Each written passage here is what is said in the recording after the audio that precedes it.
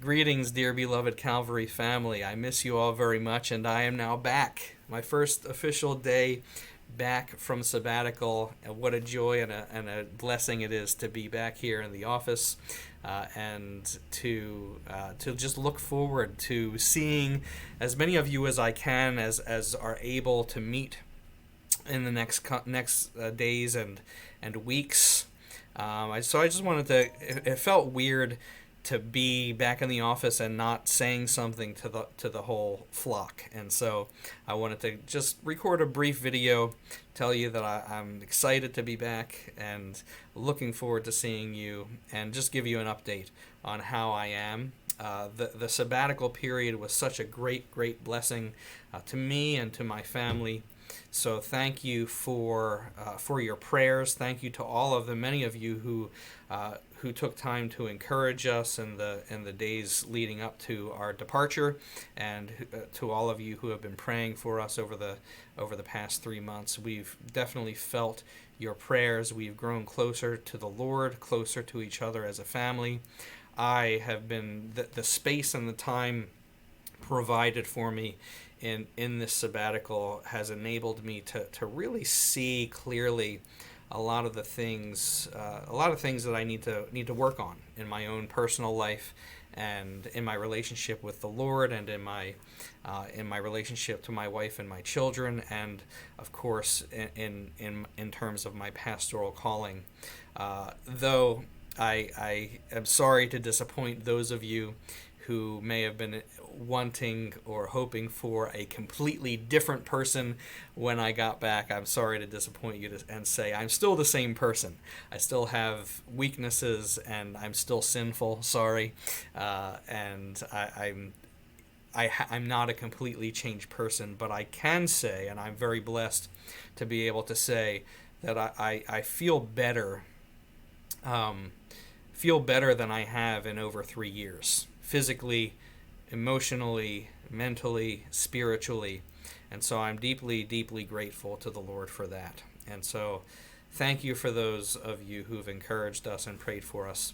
And yeah, I'm so excited to be able to preach the word this coming Sunday, and hoping for weather that will hold up to enable us to have another outdoor service.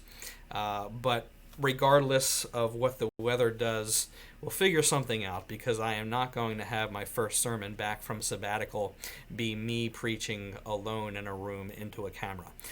So even if we have to have just 10 of us meeting, I don't know. We'll figure something out if the weather doesn't permit us to have an outdoor service. But I need to see at least some of you and gather together for worship and preaching the word. I'm going to be starting picking back where we left off in Exodus, and I figured it would be appropriate to come back from sabbatical and preach on the Sabbath. And so that's where we are.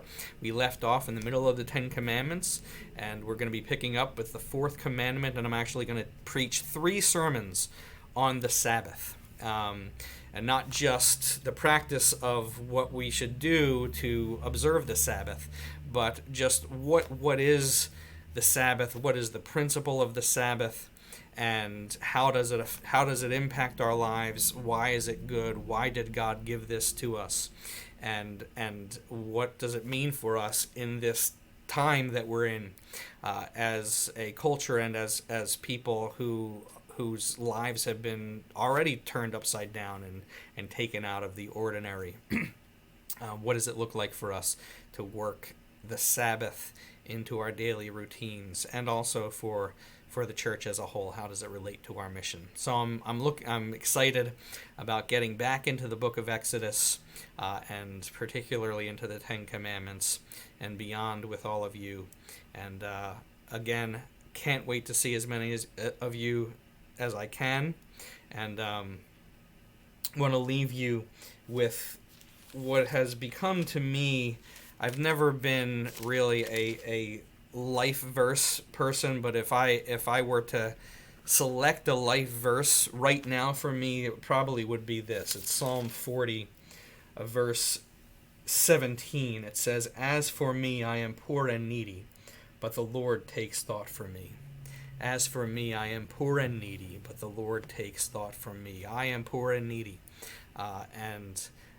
yet the Lord has given meaning to me and to my life by his thoughts towards me. So my value is not in the greatness of my thoughts towards God, but his greatness and his thoughts toward me. And so I leave you with that. That is true for you, and whatever comes, you are loved by the Lord. You are his beloved. You are the apple of his eye, because he sent Jesus, his son, to die and to rise from the dead, that in him you might have life and be an adopted, beloved, eternally secure child of your heavenly Father.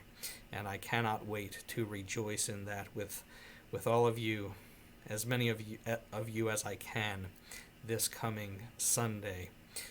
So the Lord be with you. May he bless you and keep you and make his face to shine upon you, and I will see you soon.